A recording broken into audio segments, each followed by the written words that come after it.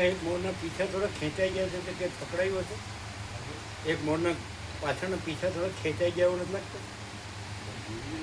બધાના લાંબા લાંબા હોય તેમ લાંબામાંથી થોડા પાછા ખેંચાઈ ગયા હોય ને એટલે કોઈ પકડમાં આવી ગયું હોય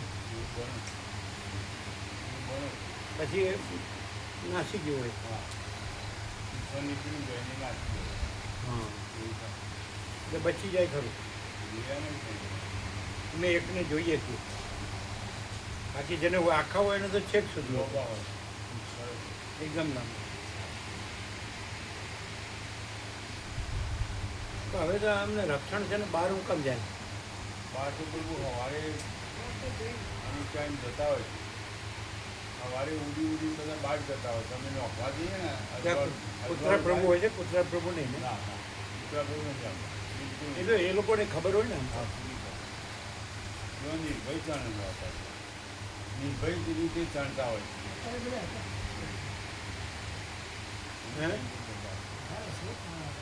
અત્યારે શું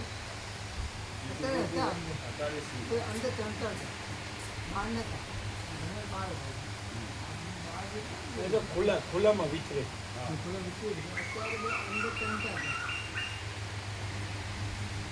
એમને અંદર બહાર જેવું ન હોય, એ તો ખુલ્લામાં જ વિચરે. એક ઉપર જ છે ને? જોયું બરોબર? એક જ છે, વધારે નથી ને?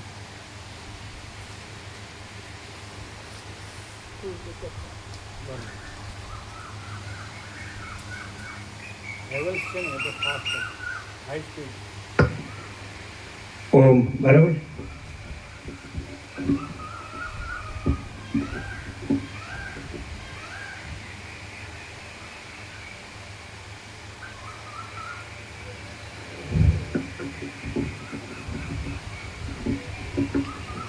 ઓમ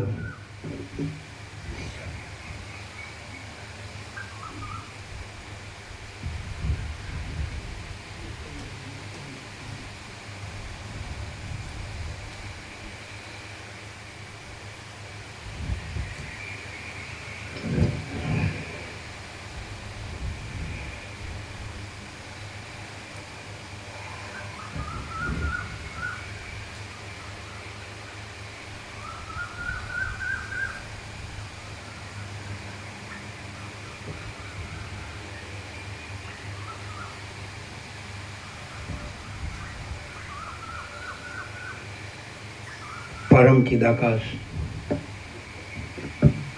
परम ज्योति, अखंड ज्योति, अनंत, परम चिदाकाश, परम ज्योति. બધા નજીક પડે, અડી જાય છે અવાજ બરાબર, નજીક અડી જાય. ના ના બરાબર છે ને, બરાબર આટલો તો બરાબર ને, અવાજ બરાબર.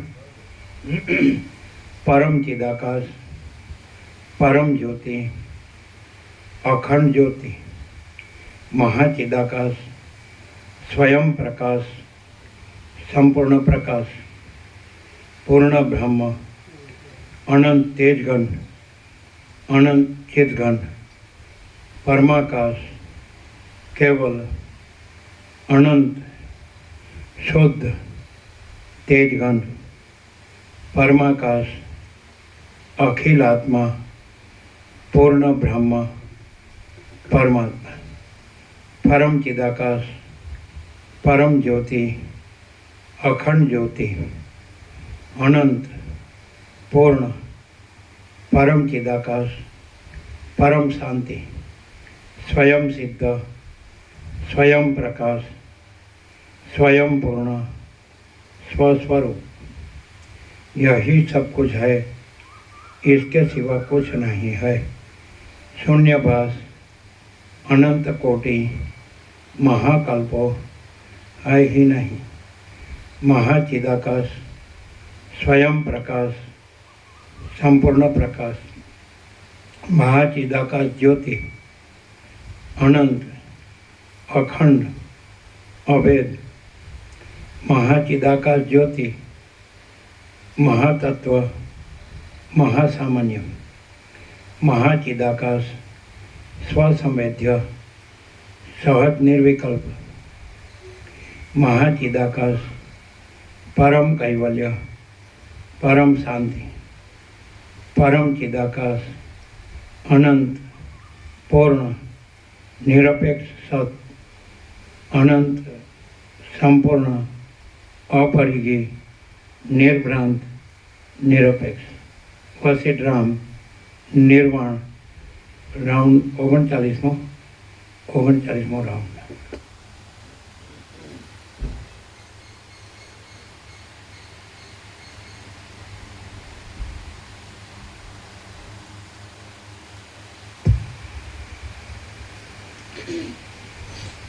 આદ્ય પરબ્રહ્મ સદગુરુ દેવ કી જય. ઓમ શ્રી પરમાત્મને નમઃ.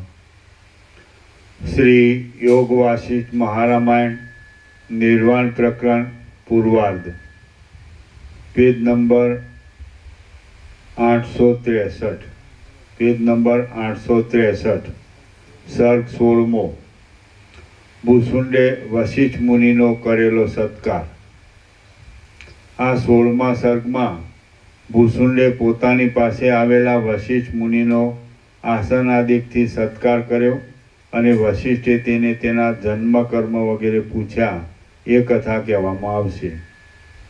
વશિષ્ઠ બોલ્યા, હે રામચંદ્રજી, પછી જેમ ચળકતો તારો આકાશમાંથી પર્વત પર પડે તેમ શોભતા શરીરવાળો હું કાંઈક એ સભા ક્ષુબ્ધ થાય એ રીતે આકાશમાંથી તે ભૂસુંડની સમીપમાં ઉતર્યો. જેમ પૃથ્વીના કંપથી સમુદ્ર ક્ષુબ્ધ થાય છે તેમ મારા ઉતરવાના મંદ પવનથી નીલકમળોવાળા તળાવ જેવી એ કાગડાઓની સભા ક્ષુબ્ધ થઈ. હું ત્યાં અચાનક રીતે ગયો તો પણ મને દેખતા જ એ ભૂસુંડ જાણી ગયો કે આ વશિષ્ઠ મુનિ આવ્યા છે. પછી જેમ પર્વતમાંથી વાદળાનું બચ્ચું ઉઠે તેમ પાંદડાના ઢગલામાંથી ઉઠીને તે ભૂસુંડે હે મુનિ ભલે પધાર્યા એમ મધુર શબ્દોથી કહ્યું. જેમ મેઘ ઠંડી બરફની કણીઓનો સમૂહ આપે તેમ એ ભૂસુંડે તરત જ પોતાના સંકલ્પ માત્રથી ઉત્પન્ન થયેલા 2 હાથ વડે મને પુષ્પાંજલિ આપી. કોઈ નોકરની આજ્ઞા નહીં કરતા કાગડાઓનો અધ્યક્ષ એ ભૂસુંડ પોતે જ આ આસન એમ બોલી જાતે ઉઠીને મારે માટે કલ્પવૃક્ષના નવા પાંદડાને લાવ્યો અને સભાના કાગડાઓની પાંખો પણ તેના ઉઠવાને લીધે તેઓની કાંતિઓની પેઠે ફેલાતા તથા મારું બેસવું થયા પછી જ બેસવું એવી ઈચ્છાથી એ સઘળા કાગડાઓ પોતપોતાના આસનો ઉપર દ્રષ્ટિ કરવા લાગતા હું કલ્પવૃક્ષની લતાઓના પુંજમાં ભૂસુંડની સાથે જ તે આસન પર બેઠો અને તે પછી એ બીજા કાગડાઓ પણ અમારી ચારે બાજુ પોતપોતાના આસનો પર બેઠા.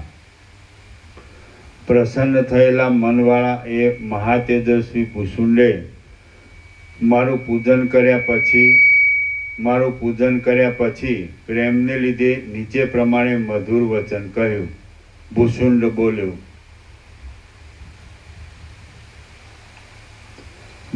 બોલ્યો, અહો, આપે લાંબે કાળે અમારા ઉપર કૃપા કરી છે અને જેમ અમૃતથી વૃક્ષો ખીલે તેમ આપના દર્શનથી અમે પાવન થયા છીએ. હે મુનિ, આપ કે જે સઘળા પૂજ્યોમાં મુખ્ય છો, આપ મારા લાંબા કાળના પુણ્યોના સમૂહથી પ્રેરાઈને હમણાં ક્યાંથી પધારો છો? આ મહામોહરૂપી જગતમાં લાંબા કાળથી વિહાર કરતા હોવા છતાં આપના પવિત્ર ચિત્તમાં સમતા તો અખંડિત રહે છે ને? આપ શરીરને કષ્ટ આપીને શા માટે અહીં પધાર્યા છો? અમે આપના વચનો સાંભળવા આતુર છીએ, માટે અમને આપે આજ્ઞા કરવી જોઈએ. હે મહામુનિ, હું આપના ચરણના દર્શનના પ્રભાવથી આપના અહીં પધારવાનું સઘળું કારણ જાણી ચૂકેલો છું. આપે અહીં પધારીને અમને પુણ્યવાન કર્યા છે. ચિરંજીવીઓની ચર્ચાઓ ચાલતા અમે આપના સ્મરણમાં આવ્યા છીએ અને તેથી જ આપે આપના ચરણ કમળથી આ અમારા નિવાસને પવિત્ર કર્યો છે. હે મુનિ, આપના પધારવાનું કારણ મારા જાણવામાં આવી ચૂક્યું છે, તો પણ હું પૂછું છું. તેનું કારણ એ છે કે મને આપના વચનામૃતનો સ્વાદ લેવાની આતુરતા બહુ વધી છે.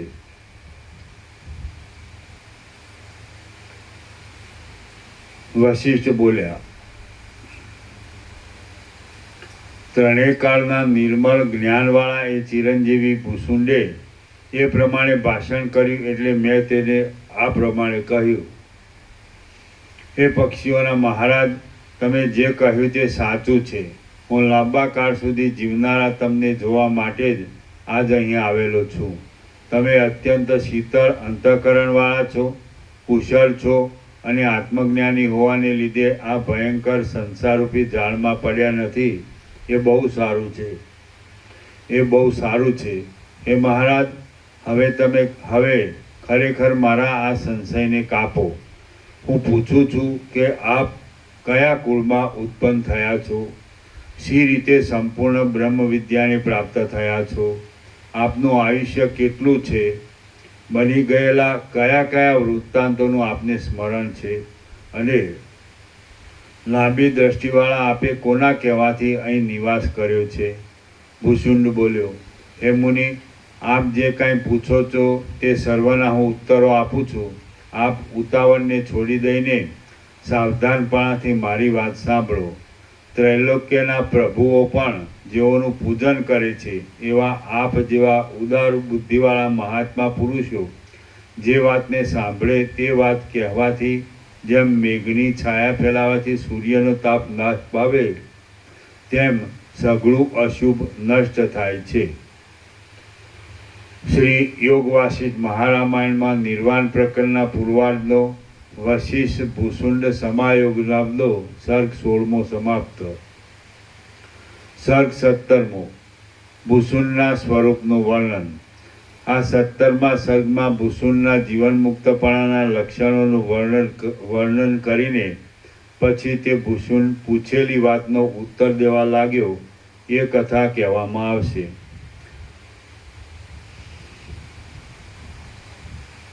વશિષ્ઠ બોલ્યા, હે રામચંદ્રજી, પછી ભૂસુંડ કે જે હર્ષથી તથા શોકથી રહિત હતો, વર્ષા ઋતુના મેઘના જેવો શ્યામ અને સઘળા અંગોમાં સુંદર હતો, પ્રેમાળ તથા ગંભીર વચનવાળો હતો, પ્રથમ મંદ હાસ્ય કરીને પછી બોલવાની ટેવવાળો હતો, ત્રણેય લોકની સ્થિતિને હાથમાં રહેલા બીલાની જેમ પૂરી રીતે જાણી ચૂક્યો હતો, સઘળા ભોગોના સમૂહને તલના સમાન લેખતો હતો, લોકોની વિષય ઉપરની દોડાદોડમાં કેવળ જન્મ મરણરૂપ માઠા જ ફળ થાય છે એવા નિશ્ચયવાળો હતો, બ્રહ્મ વિદ્યાના આગલા પાછલા સઘળા વિષયોને જાણનાર હતો, ધીર સ્થિર તથા મોટા શરીરવાળો હતો, શાંત હોવાને લીધે મંદરાચરથી રહિત થયેલા ક્ષીર સમુદ્રના જેવો લાગતો હતો, પૂર્ણકામ હતો, શુદ્ધ હતો, ઠરેલી બુદ્ધિવાળો હતો,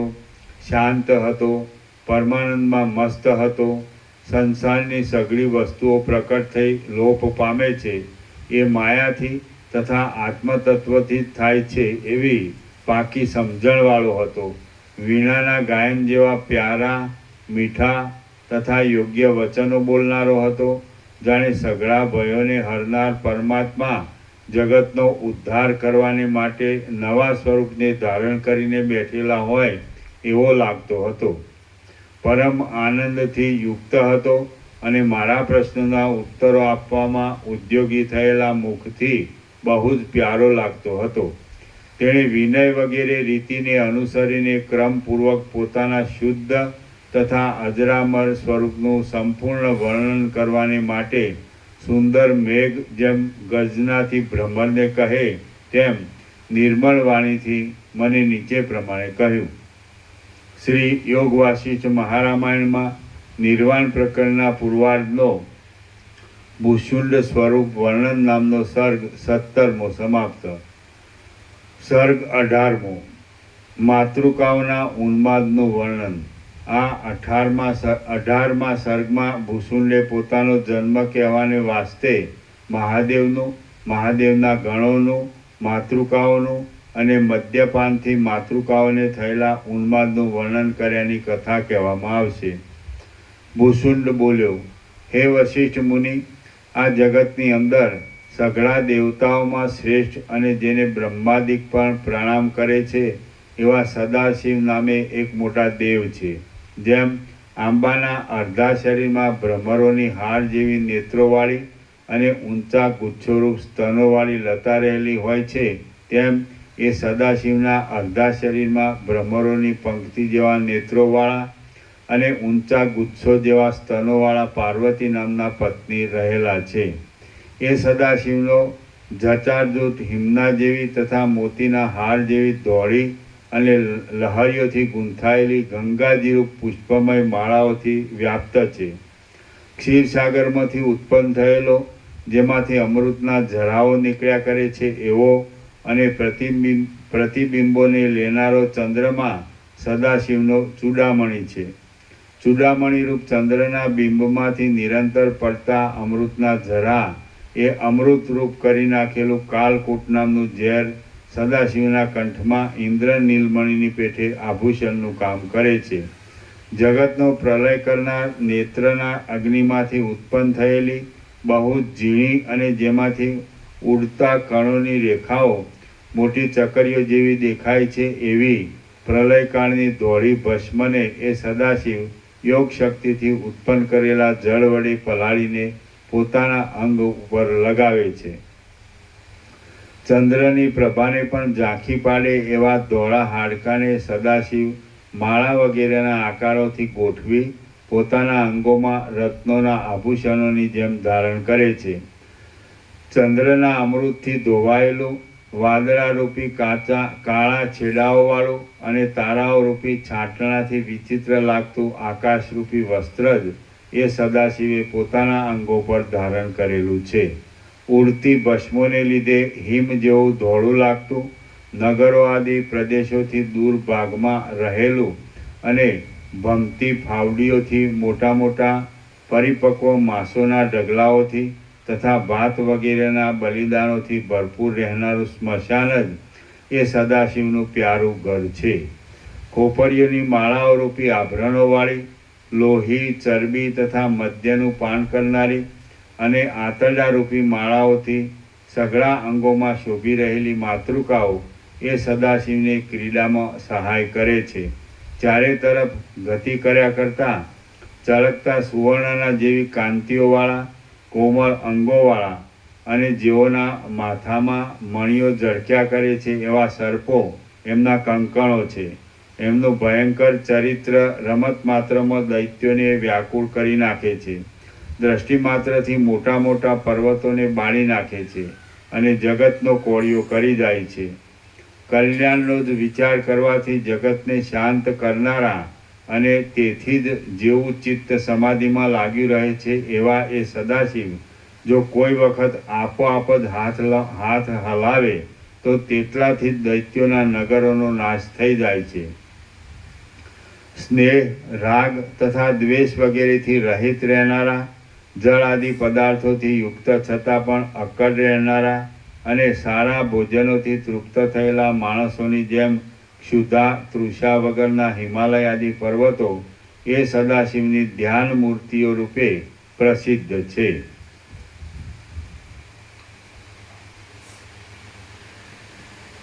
માથાથી ખોપરીઓના કામ કરનારા, માથાથી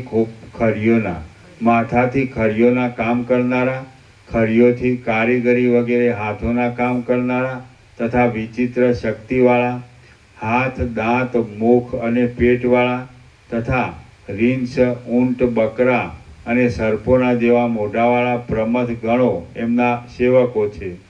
જેમનું મુખ 3 નેત્રોથી શોભી રહ્યું છે એવા એ સદાશિવની પાસે નિર્મળ કાંતિવાળી અને પ્રમથ ગણોના જેવી શક્તિવાળી માતૃકાઓ પણ કુટુંબમાં ગણાય છે. અનેક પ્રાણીઓથી પ્રણામ કરતી અને 14 બ્રહ્માંડોના અનંત પ્રાણીઓને એક કોળિયામાં જ ખાઈ જવાની શક્તિ ધરાવનારી માતૃકાઓ એ સદાશિવની પાસે નાચા કરે છે. ગધેડાના જેવા તથા ઊંટના જેવા મોઢાવાળી, રુધિર, મેદ અને વસાનું પાન કરીને મત્ત રહેનારી, સઘળી દિશાઓમાં વિહાર કરનારી અને શબોના હાથ પગ વગેરે અવયવોને માળાઓની પેઠે ધારણ કરનારી એ માતૃકાઓ કૌંસમાં જોગણીઓ પર્વતોના શિખરોમાં, આકાશમાં, અનેક લોકોમાં, ખાડાઓમાં, મશાણોમાં અને પ્રાણીઓના શરીરોમાં વસે છે. સઘળી માતૃકાઓમાં જયા, વિજયા, જયંતી, અપરાજિતા, સિદ્ધા, રક્તા, અલંબુસા અને ઉત્પલા એ 8 માતૃકાઓ મુખ્ય છે. બીજી માતૃકાઓ તેઓની દાસીઓ છે અને બીજી કેટલીક તો દાસીઓની પણ દાસીઓ છે. હે વશિષ્ઠ મુનિ, એ મોટી શક્તિવાળી 8 માતૃકાઓના 8 માતૃકાઓમાં અલંબુસા નામની જે 7મી માતૃકા છે તેનું વાહન વજ્રના ખીલા જેવી ચાંચવાળો અને ઇન્દ્ર નીલમણીના પહાડ જેવો ઊંચો ચંડ નામનો કાગડો છે. જેમ વૈષ્ણવી શક્તિનું વાહન ગરુડ છે તેમ અલંબુસાનું વાહન એ કાગડો છે. આ સિદ્ધિઓવાળી અને ભયંકર ચેષ્ટાવાળી એ સઘળી દેવીઓ કોઈ એક સમયે વિહાર કરવાના હેતુથી આકાશમાં ભેગી થઈ હતી. ત્યાં તેઓએ વામ માર્ગને અનુસરી તુંબુરુ નામના રુદ્રનું આરાધન કરીને ચિત્તની એકાગ્રતા દ્વારા સમાધિમાં વાસ્તવિક આત્મતત્વનો પ્રકાશ થાય એવો મદિરા પીવાનો મોટો ઉત્સવ કર્યો. જેઓનું સઘળું જગત પૂજન કરે છે એવા તુંબુરુ નામના રુદ્રનું અને ભૈરવનું પૂજન કર્યા પછી મદિરાના મદથી સંતોષ પામેલી એ જોગણીઓ પરસ્પરની સાથે વિચિત્ર વિષયોવાળી વાતો કરવા લાગી. તેઓમાં એવી વાત નીકળી કે પાર્વતીના પતિ સદાશિવ આપણી સામે અનાદર ભરેલી દ્રષ્ટિથી જુએ છે, માટે સદાશિવને આપણે એવો પ્રભાવ દેખાડો કે જેથી આપણને પ્રબળ શક્તિવાળી ગણીને ફરી કદી પણ આપણું અપમાન કરે નહીં. એ પ્રમાણે નિશ્ચય કરી એ દેવીઓએ પોતાની માયાશક્તિના બળથી સદાશિવના અંગમાંથી પાર્વતીનું હરણ કર્યું અને પોતાના મંડળમાં લઈ કબજે કરીને એ પાર્વતીને સદાશિવ ન ઓળખી શકે એટલા માટે તેમના મુખનો તથા અંગોનો વર્ણ બગાડી નાખીને પૂરી કાળજીથી જેમ યજ્ઞમાં મારવાને માટે પશુનું પ્રોક્ષણ કૌંસમાં મંત્રેલા જળથી સિંચન કરવામાં આવે છે તેમ એ દેવીઓએ પાર્વતીનું પ્રોક્ષણ કર્યું. પ્રોક્ષણ કર્યા પછી એ દેવીઓએ ચપળ કેડવાળા પાર્વતીને ભક્ષ્ય બનાવી દીધા. પાર્વતીનું પ્રોક્ષણ કરવાને દિવસે એ સઘળી માતૃકાઓએ તે સ્થળમાં નૃત્યોથી તથા ગાયનોથી મનનું આકર્ષણ કરે એવો મોટો ઉત્સવ કર્યો. તેમાં એ ઉત્સવને લીધે આકાશમાં મોટો આનંદ વ્યાપી રહ્યો અને ભારે ભારે શબ્દો થવા લાગ્યા. લાંબા લાંબા અવયવોને ઊંચા નીચા કરવાથી જેમના પેડ તથા પેટ ખુલ્લા દેખાતા હતા એવી કેટલીક માતૃકાઓ અંગોના ચલન વગેરે અદ્ભુત વિકારો કરી તાળીઓ પાડી તથા ઘાટા સિંહનાદો કરીને હસવા લાગી અને તેને લીધે પર્વતો સહિત વનો ગાજી ઉઠ્યા. મદિરા પીવાથી પ્રસન્ન થયેલી કેટલીક માતૃકાઓ જગતના મંડળમાં એક કોતર જેવા એ સ્થળોમાં પર્વતોની ગુફાઓમાંથી પડે એવી રીતે ગાવા લાગી. કેટલીક માતૃકાઓ ચંદ્રના ઉદયના રંગથી રંગાયેલા સમુદ્રના જળની જેમ પ્રબળ ગર્જનાઓ કરવા લાગી. કેટલીક માતૃકાઓ ક્રીડાઓની ગરગરાટીથી ગાજી રહેલા આકાશના કોતરમાં પોતાના મસ્તકથી ખરી પર્યંત સઘળા અંગોને ચંદન આદિથી ખરડીને મદ્યપાન કરવા લાગી. કેટલીક માતૃકાઓ રુધિર વગેરે પીવા લાગી. કેટલીક અત્યંત ઉછળવા લાગી. કેટલીક ઉતાવળી ચાલવા લાગી. કેટલીક મનગમતી રીતે ચાલવા લાગી. કેટલીક ઊંચા સ્વરથી હસવા લાગી. કેટલીક મદિરાના મદથી પડી જતા બીજી માતૃકાઓનું રક્ષણ કરવા લાગી. કેટલીક એકબીજાના મુખોમાં માંસ વગેરે નાખવા લાગી. કેટલીક પડી જવા લાગી. કેટલીક એકબીજી સાથે મસ્તી કરવા લાગી, કેટલીક નાચવા લાગી, કેટલીક નિરંતર મીઠા મીઠા માંસ ખાવા લાગી ને ગાંડાના જેવા આચરણોવાળી કેટલીક માતૃકાઓ તો ત્રૈલોક્યને આચાર ભ્રષ્ટ કરવા લાગી. શ્રી યોગ વાસિષ્ઠ મહારામાયણમાં નિર્વાણ પ્રકરણનો પૂર્વાર્ધનો માતૃકાવ્ય વ્યવહાર વર્ણન નામનો સર્ગ 18મો સમાપ્ત. સર્ગ 19મો ભૂષુંડના જન્મ અને સ્થાનની કથા. આ 19મા સર્ગમાં બ્રાહ્મીની હંસીમાં ચંડ નામના કાગડાના સંગથી ભાઈઓની સાથે પોતાનો જન્મ થયાની, બ્રાહ્મીના અનુગ્રહથી જ્ઞાનની પ્રાપ્તિ થયાની અને પિતાના સ્થાનકની પ્રાપ્તિની કથા ભૂષુંડ કઈ સંભળાવશે. ભૂષુંડ બોલ્યો, હે વશિષ્ઠ મુનિ, એ પ્રમાણે જ્યારે માતૃકાઓ આનંદ કરતી હતી ત્યારે તેમના વાહનો પણ મત્ત થઈ હસવા લાગ્યા, નાચવા લાગ્યા અને લોહી વગેરેનું પાન કરવા લાગ્યા. એ ઉત્સવમાં મદ્યપાનથી ઉન્મત્ત થયેલા બ્રહ્માણીના વાહનની કેટલીક હંસીઓ અને અલંબુસાના રથનો કાગડો આકાશમાં એકઠા થઈને નાચવા લાગ્યા. નાચતી અને મદિરાપાન કરતી હંસીઓને સમુદ્રના કિનારાની સપાટ ભૂમિકાઓમાં અત્યંત કામ થયું. પ્રમત્ત થવાને લીધે અનુરાગથી ઘેરાયેલી તે સઘળી હંસીઓએ અનુક્રમે ચંડ નામના એ કાગડાની સાથે રમણ પણ કર્યું.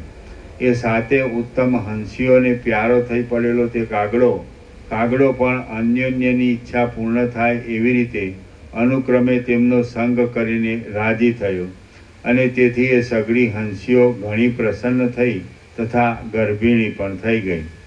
પછી નાચ કરી રહેલી એ મોટી માયાવાળી માતૃકાઓ શાંત દેખાવથી સદાશિવની પાસે આવી ને તેમના ભોજનના પાત્રમાં તેમના પ્રિય પત્ની પાર્વતીનું માંસ પીરસી દીધું. મને પાર્વતીનું માંસ ભોજનમાં આપ્યું એમ જાણવામાં આવી જવાથી સદાશિવને માતૃકાઓની ઉપર ક્રોધ ચડ્યો. એટલે એ માતૃકાઓએ પોતપોતાના અંગો આપીને ફરીવાર પાર્વતીને ઉત્પન્ન કરી અને તે પાર્વતીની સાથે સદાશિવનો વિવાહ કરી દીધો. પછી માતૃકાઓ સદાશિવ તથા તેઓના સઘળા ગણો મનમાં પ્રસન્ન થઈને સર્વ પોતપોતાના સ્થાનમાં ગયા. હે વશિષ્ઠ મુનિ, કાગડાના વીર્યથી ગર્ભિણી થયેલી એ હંસીઓએ બ્રાહ્મી નામના દેવી પાસે જઈને તેમને સઘળો વૃત્તાંત કઈ સંભળાવ્યો. એ સાંભળીને બ્રાહ્મીએ તે હંસીઓને નીચે પ્રમાણે કહ્યું. બ્રાહ્મી બોલી, હે પુત્રીઓ, તમે હમણાં ગર્ભિણી હોવાને લીધે મારા વાહનપણાનું કામ કરી શકશો નહીં. એટલા માટે પ્રસવ થતાં સુધી મારી સેવા કરવાની કશી કાળજી નહીં રાખતા તમે ઈચ્છા પ્રમાણે ફરો. ભૂષુંડ બોલ્યો, હે વશિષ્ઠ મુનિ, ગર્ભવતી થવાથી સેવા કરવામાં અશક્ત થયેલી હંસીઓને દયાથી એ પ્રમાણે બ્રાહ્મી દેવીએ છુટ્ટી આપી અને પોતે તેટલા દિવસ સુધી ફરવું હરવું બંધ કરીને નિર્વિકલ્પ સમાધિમાં જ રહ્યા. હવે ગર્ભવતી થવાથી બ્રાહ્મીની સેવામાં અશક્ત થયેલી તે રાજહંસીઓ વિષ્ણુના નાભિકમળના મૂળમાં બ્રહ્માના તળાવની અંદર વિચરવા લાગી. જેમ લતાઓ અંકુરોને જન્મ આપે છે તેમ પ્રસવનો સમય પ્રાપ્ત થતાં એ સાતે રાજહંસીઓએ નાભિકમળના પલ્લવમાં ત્રણ કોમળ ઈંડાઓને જન્મ આપ્યો. જેમ સૃષ્ટિના સમયમાં બ્રહ્માંડો વિરાટના દબાણથી બબ્બે કપોલો રૂપે ભેદાય છે તેમ એ અંદર ગર્ભવાળા 21 ઈંડા સમય પ્રાપ્ત થતાં ગર્ભના દબાણથી બબ્બે કપોલો રૂપે ભેદાયા. હે વશિષ્ઠ મુનિ, એ રીતે ઈંડામાંથી ચંડના પુત્રો અને પરસ્પરના ભાઈઓ એવા અમે 21 કાગડાઓ ઉત્પન્ન થયા. કમળના પત્રમાં ઉત્પન્ન થયેલા અમને મોટા થતાં પાંખો ઉગી અને તે પછી અમે આકાશમાં ઉડવાને સમર્થ થયા. પછી સમાધિમાંથી વિરામ પામેલા બ્રાહ્મી દેવીની અમે તથા અમારી જનની હંસીઓએ લાંબા સમય સુધી સારી રીતે આરાધના કરી. હે વશિષ્ઠ મુનિ, સમય પ્રાપ્ત થતાં એ ભગવતી બ્રાહ્મી દેવીએ પ્રસન્ન થઈને અમને એવો આત્મબોધ આપ્યો કે જેથી અમે સઘળા જીવન મુક્ત થઈને રહ્યા. આપણે શાંત મનવાળા છીએ તો હવે આપણે એકાંતમાં ધ્યાન નિષ્ઠાથી શાંતિમાં જ રહેવું જોઈએ. એવો નિશ્ચય કરીને અમે અમારા પિતાની કૌંસમાં ચંડ નામના કાગડાની પાસે ગયા. ત્યાં અમારું આલિંગન કર્યું અને અમે અલંબુસાની પૂજા કરી. અલંબુસાએ પણ અમારી ઉપર કૃપા દ્રષ્ટિ કરી અને તેથી અમે ત્યાં જ સાવધાનપણાથી રહ્યા. કૌંસમાં આ પ્રમાણે અમે રહ્યા હતા ત્યારે એક દિવસે અમારા પિતાએ અમને નીચે પ્રમાણે કહ્યું. ચંડ બોલ્યો, હે પુત્રો, અપાર વાસનાઓ રૂપી તંતુઓથી ગૂંથાયેલી આ સંસારરૂપી જાળમાંથી તમે નીકળ્યા છો કે નહીં? હે પુત્રો, અપાર વાસનાઓ રૂપી તંતુઓથી ગૂંથાયેલી આ સંસારરૂપી જાળમાંથી તમે નીકળ્યા છો કે નહીં? જો ન નીકળ્યા હો તો આ ભક્તવત્સલ ભગવતી અલંબુસાની પ્રાર્થના કરો, એથી તમે જ્ઞાનના પારની પ્રાપ્ત થશો. અમે બોલ્યા, હે પિતાજી, બ્રાહ્મી દેવીની કૃપાથી અમે પરમ તત્વને સારી પેઠે જાણ્યું છે, પણ હવે એકાંત સ્થિતિમાં રહેવાને માટે કોઈ ઉત્તમ સ્થળની અમે ઈચ્છા કરીએ છીએ. ચંડ બોલ્યો, સઘળા રત્નોના સમૂહમાંના આધારરૂપ અને સઘળા દેવતાઓના આશ્રયરૂપ મેરુ નામનો મોટી ઊંચાઈવાળો એક પર્વત છે. એ પર્વત કે જેમાં ચંદ્ર તથા સૂર્યરૂપી બે દીવાઓ શોભે છે અને અનેક પ્રાણીઓના સમૂહો રહે છે, એવા આ બ્રહ્માંડરૂપી મંડપની અંદર જાણે વિધાતાએ સુવર્ણથી બનાવેલો થાંભલો ગોઠવ્યો હોય તેવો લાગે છે. પૃથ્વી જાણે પોતાનો સુવર્ણમય ચંદ્રાકાર ખંડરૂપી હથેળીવાળો, રત્નોરૂપી વીંટીઓથી ભરપૂર, શિખરોરૂપી આંગળીઓવાળો અને દ્વીપોરૂપી તથા સમુદ્રરૂપી ઝળકતા કંકળોવાળો હાથ ઊંચો કરેલો હોય એવો તે શોભે છે. તે મેરુ પર્વત રાજાધિરાજ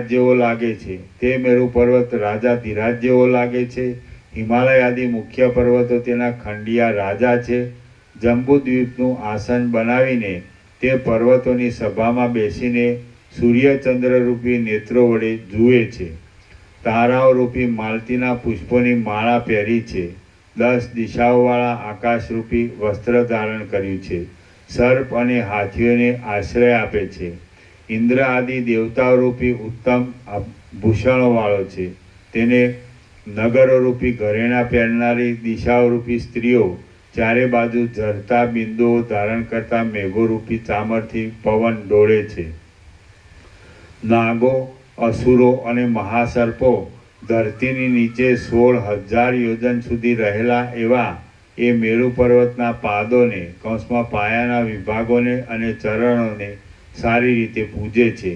80,000 યોજન સુધી ઊંચા અને સૂર્ય તથા ચંદ્રરૂપી નેત્રોવાળા એ પર્વતના દેહને સ્વર્ગલોકમાં દેવતાઓ, ગંધર્વો અને કિન્નરો પણ પૂજે છે. બ્રહ્માંડમાં રહેવા છતાં એકબીજાના નગરોને નહીં જોનારા તે 14 બ્રહ્માંડના પ્રાણીઓ જેમ બાંધવો ગૃહસ્થના આશ્રયથી જીવે છે તેમ એ પર્વતના આશ્રયથી જીવે છે. એ મેરુ પર્વતના ઈશાન ખૂણા તરફના ભાગમાં માણિક્યમય મોટું અને જાણે બીજો સૂર્ય ઉગ્યો હોય એવું પ્રકાશતું એક શિખર છે.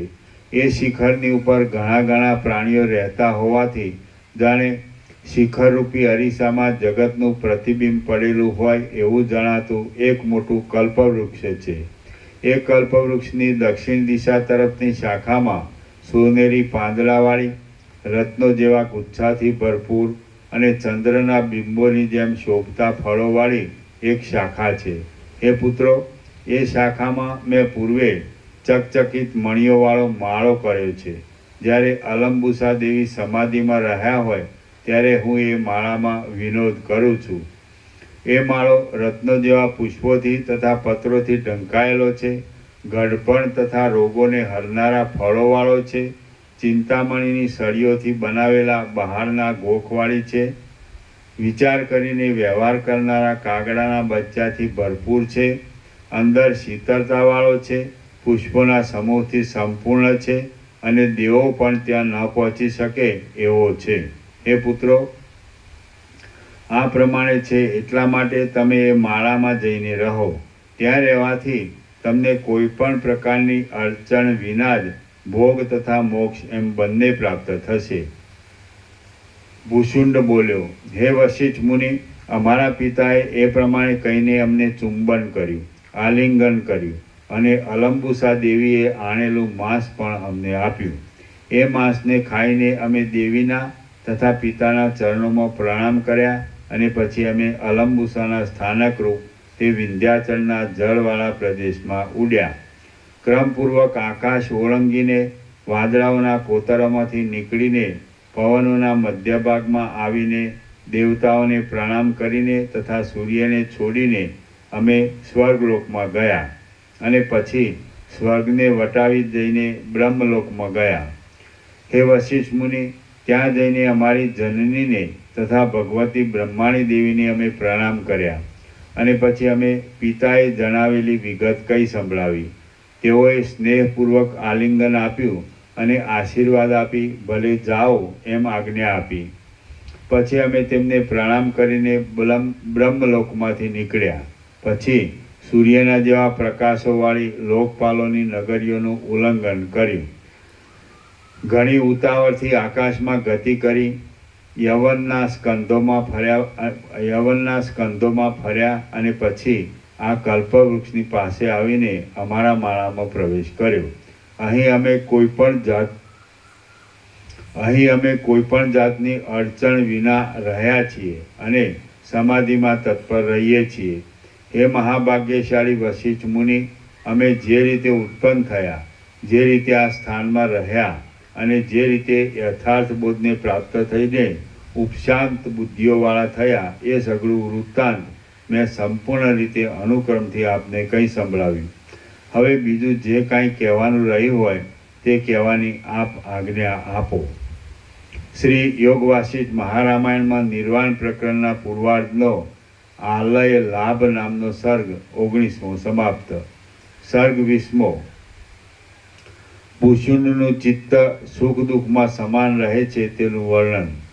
આ 20મા સર્ગમાં ભૂષુંડ પ્રત્યેક કલ્પમાં જગતના તુલ્યપણાની તથા ભાઈઓના મરણ અને પ્રલયમાં પણ પોતાનું ચિત્ત સ્થિર રહેવાની વાત કહેશે.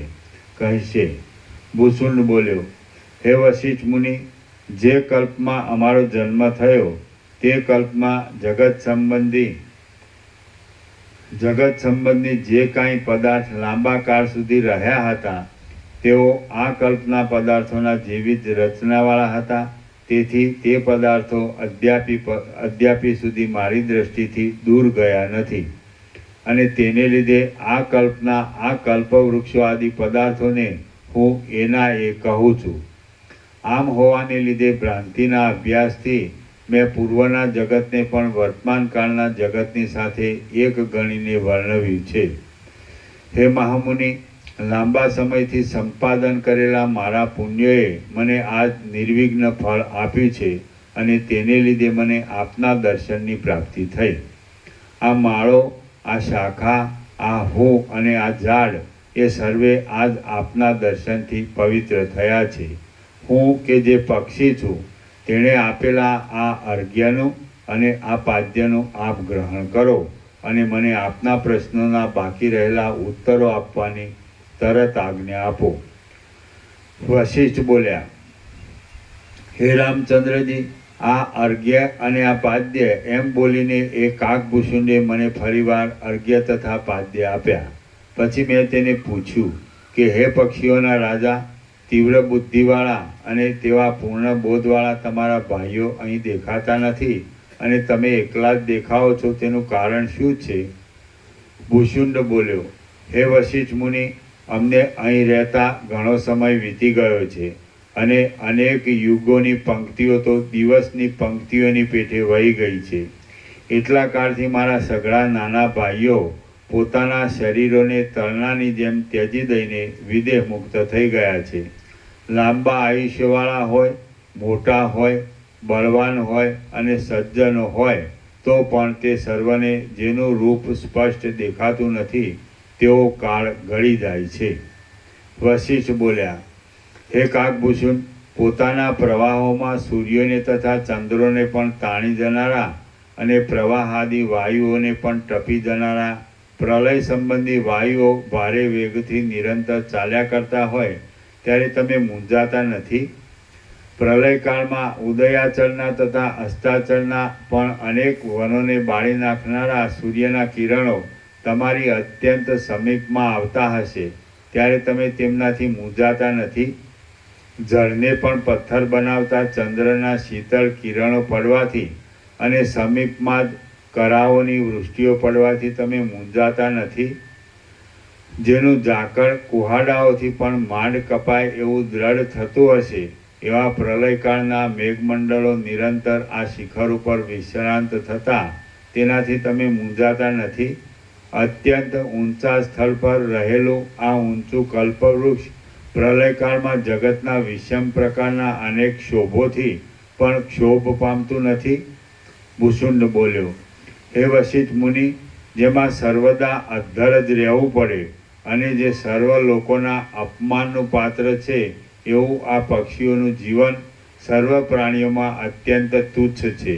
અમારી સ્થિતિ આવા અધમ પ્રાણીઓના સમુદાયમાં, નિર્જન વનોમાં અને આકાશના ઉજ્જડ માર્ગમાં વિધાતાએ ગોઠવેલી છે. આવી જાતિમાં જન્મેલો અને વળી લાંબા કાળ સુધી જીવનારો પક્ષી જો આશાઓરૂપી પાસોથી બંધાયેલો હોય તો શોક વગરનો કેમ જ રહે? પણ અમે તો સર્વદા આત્મજ્ઞાનરૂપ સંતોષમાં જ રહેલા છીએ, તેથી કદી પણ આ મિથ્યાભૂત સંસારના વિભ્રમોમાં મૂંઝાતા નથી. અમે પોતાના સ્વરૂપના બોધથી સંતુષ્ટ રહીએ છીએ, કોઈ પ્રકારે પરપીડન વગેરે દુષ્ટ કૃત્યો કરતા નથી અને કેવળ આ પોતાના માળામાં જ કાળ વ્યતીત કરીએ છીએ. અમે જીવવાથી કોઈ પ્રકારની આલોક સંબંધી કે પરલોક સંબંધી ક્રિયા કરવાને પણ ઈચ્છતા નથી અને મરવાથી દેહના નાશને પણ ઈચ્છતા નથી, પરંતુ નિત્ય સિદ્ધ નિરતિશય આત્મ સ્વભાવથી જ રહીએ છીએ અને હવે પછી પણ પૂર્ણકામપણાથી જ રહીશું. લોકોની જન્મ મરણ આદિ સઘળી અનર્થરૂપ દશાઓ જોવામાં આવેલી છે અને બીજા પણ ઘણા દાખલાઓ જોવામાં આવેલા છે. તેથી અમારું આ વિનાશી શરીર જાણે મનથી રહિત હોય એવું થઈ ગયું છે. નિરંતર સ્વાભાવિક પ્રકાશવાળા અને કદી પણ જેમાં ક્ષોભ થતો નથી એવા આ કલ્પવૃક્ષની ઉપર રહેલો હું સર્વદા કાળના યુગ આદિ વિભાગોની ગતિને જાણું છું. રત્નમય ગુચ્છોના ભારે પ્રકાશવાળા આ કલ્પવૃક્ષના લતામય ઘરમાં જો કે રાત્રિ દિવસના વિભાગો જણાય એમ નથી, તો પણ ઉચ્છ્વાસના કૌંસમાંથી બહાર નીકળતા શ્વાસના અને નિશ્વાસના કૌંસમાં અંદર પેસતા શ્વાસના પ્રવાહ ઉપરથી કલ્પની સ્થિતિને પણ બરાબર જાણું છું. જેમાં દિવસની કે રાત્રિની ખબર પડતી નથી એવા આ ઊંચા પર્વતમાં રહેતા છતાં હું પોતાની બુદ્ધિથી કાળની ગતિને જાણું છું. હે વશિષ્ઠ મુનિ, મારું મન સારના તથા અસારના વિવેકવાળું છે, બોધને લીધે શાંતિ પામેલું છે, ચપળતાથી રહિત છે, શાંત છે અને અત્યંત સ્થિર છે. જેમ પૃથ્વીનો કાગડો ઓડકારના શબ્દોથી વિહ્વળ થતો નથી, તેમ હું સંસારના વ્યવહારથી ઉઠતા ખોટા આશાના પાશોથી વિહ્વળ થતો નથી.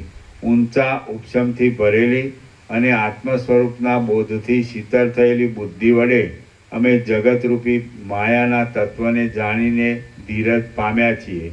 હે મહાબુદ્ધિમાન વશિષ્ઠ મુનિ, કાળના અનુક્રમથી ભયંકર દશાઓ આવી પડે તો પણ અમે નિશ્ચળ બુદ્ધિવાળા અને સ્ફટિક જેવા ચોખ્ખા રહીએ છીએ. આરંભના સમયમાં સારી લાગે એવી આ જગતની ચંચળ સ્થિતિ જો વારંવાર વિચારવામાં આવે તો તે કાંઈ પણ અજ્ઞાનની ભ્રાંતિ કરી શકતી નથી. હે મહારાજ, પ્રાણીઓના સઘળા સમૂહો જાય છે અને આવે છે, અથવા વાસ્તવિક રીતે જોતા જતા નથી અને આવતા પણ નથી. માટે એ વિષયથી અમને શો ત્રાસ હોય? અમે પ્રાણીઓના સમૂહોરૂપી તરંગોવાળી અને કાળરૂપી સમુદ્રમાં પ્રવેશ કરતી આ સંસારરૂપી નદીના કિનારા ઉપર રહ્યા છીએ, તો પણ તેનાથી કશો ત્રાસ પામતા નથી. અમે કશું તજતા નથી અને કશું લેતા પણ નથી. અહીં રહ્યા છીએ અને અહીં રહ્યા પણ નથી. સંસારરૂપી કાંટાવાળા પૃથ્વીમાં વ્યવહાર નભાવવા માટે જ પોચા પોચા પગ મૂકીએ છીએ, પણ વાસ્તવિક રીતે આ ઝાડમાં નિવાસ કરીને સંસારનું ઉચ્છેદન કરનારા છીએ. હે ભગવાન, આપના જેવા શોક, ભય અને દુઃખથી મુક્ત થયેલા પુરુષોએ પ્રસન્ન થઈને અમારા પર અનુગ્રહ કરેલો હોવાથી અમે પણ નિરામય થઈને રહ્યા છીએ. હે મહારાજ, અમારું મન તે વિષયોમાં જવા છતાં પણ રાગ દ્વેષાદિક વૃત્તિઓમાં લોટતું નથી અને ખરા તત્વનો વિચાર કર્યા વિના રહેતું નથી. અમારું ચિત્ત નિર્વિકાર, ક્ષોભ રહિત અને આત્મામાં ઉપશમ પામેલું હોવાથી અમે જેમ પૂનમને દિવસે ચંદ્રના ઉદયથી સમુદ્રમાં તરંગોની ભરતી આવે છે, તેમ બ્રહ્માકાર વૃત્તિના ઉદયથી જાગ્રત બોધવાળા થયા છીએ. હે મહામુનિ, જેમ મંદરાચલ પર્વત ક્ષીરસાગરનું મંથન થવાથી ઉત્પન્ન થયેલું અમૃત મેળવતા દેવો રાજી થયા હતા, તેમ અમે હમણાં આપનો સમાગમ મળવાથી પ્રસન્ન થયા છીએ. સઘળી તૃષ્ણાઓને ત્યજી દેનારા સત્પુરુષોની સેવા મળે એ ઉપરાંત બીજી કોઈ પણ શુભની પ્રાપ્તિને હું અધિક માનતો નથી. સઘળી તૃષ્ણાઓને ત્યજી દેનારા સત્પુરુષોની સેવા મળે એ ઉપરાંત બીજી કોઈ પણ શુભની પ્રાપ્તિને હું અધિક માનતો નથી. જેમના શોક, ભય તથા પરિશ્રમ ટળી ગયા હોય છે, એવા આપ જેવા સંતુષ્ટ મહાપુરુષોની અમારા ઉપર દયા થઈ છે. તેથી અમે તાપ મુક્ત થઈને રહ્યા છીએ. ભોગોના કે જેઓ કેવળ પ્રાપ્ત થવાના સમયમાં જ રમણીય લાગે એવા છે, તે મેળવવાથી અથવા તેઓ મળવાથી શો લાભ થાય છે? કશો થતો નથી. સત્સંગરૂપ ચિંતામણી મળવાથી સર્વોત્તમ સારરૂપ જ્ઞાન પ્રાપ્ત થાય છે. સ્નિગ્ધ, ગંભીર, કોમળ, મધુર, ઉદાર અને ધીર વચનો બોલનારા આપ એક જ આ ત્રૈલોક્યરૂપી કમળના કોષમાં ભ્રમણ સમાન છો. હે મહામુનિ, હું જો કે પરમાત્માને પ્રાપ્ત થઈ ચૂક્યો છું, તો પણ ધારું છું કે આપના દર્શનથી સઘળા પાપો શાંત થતાં આજે જ મારો જન્મ સફળ થયો છે. કેમ કે સાધુ પુરુષોનો સંગ સઘળા ભયો ટાળનાર છે. શ્રી યોગ વાસિષ્ઠ મહારામાયણમાં નિર્વાણ પ્રકરણના પૂર્વાર્ધનો ભૂષુંડ સ્વરૂપ નિરૂપણ નામનો સર્ગ 20મો સમાપ્ત. સર્ગ 21મો કલ્પવૃક્ષનો મહિમા અને બીજા અનેક વિચિત્ર વૃત્તાંતોનું સ્મરણ. આ 21મા સર્ગમાં કલ્પવૃક્ષનો મહિમા, પ્રલયમાં ધારણાથી પોતાની સ્થિતિ, નિયમો અને ઘણા વિચિત્ર વૃત્તાંતોનું સ્મરણ એ વિષયો ભૂષુંડ કઈ સંભળાવશે. ભૂષુંડ બોલ્યો, હે વશિષ્ઠ મુનિ, યુગોના ભયંકર ક્ષોભો થાય છે અને અતિ વિષમ વંટોળિયાઓ થાય છે, ત્યારે પણ આ કલ્પવૃક્ષ અત્યંત સ્થિર રહે છે અને કદી પણ કંપતું નથી. સઘળા લોકોમાં ફરવાની શક્તિ ધરાવનારા પ્રાણીઓથી પણ આ કલ્પવૃક્ષમાં આવી શકાય એમ નથી. તેથી અમે અહીં સુખપૂર્વક રહીએ છીએ. જ્યારે હિરણાક્ષ નામના દૈત્ય પોતાના બળથી 7 દ્વીપોવાળી આ પૃથ્વીના મંડળનું હરણ કર્યું હતું, ત્યારે પણ આ વૃક્ષ કંપ્યું ન હતું.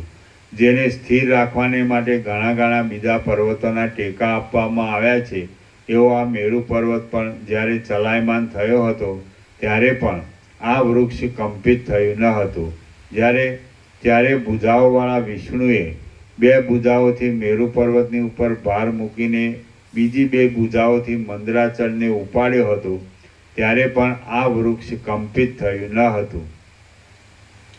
જ્યારે દેવતાઓના અને દૈત્યોના સંગ્રામથી સૂર્ય તથા ચંદ્રના મંડળો પણ પડવા લાગ્યા હતા અને જગત અત્યંત ક્ષોભ પામ્યું હતું, ત્યારે પણ આ વૃક્ષ કંપિત થયું ન હતું.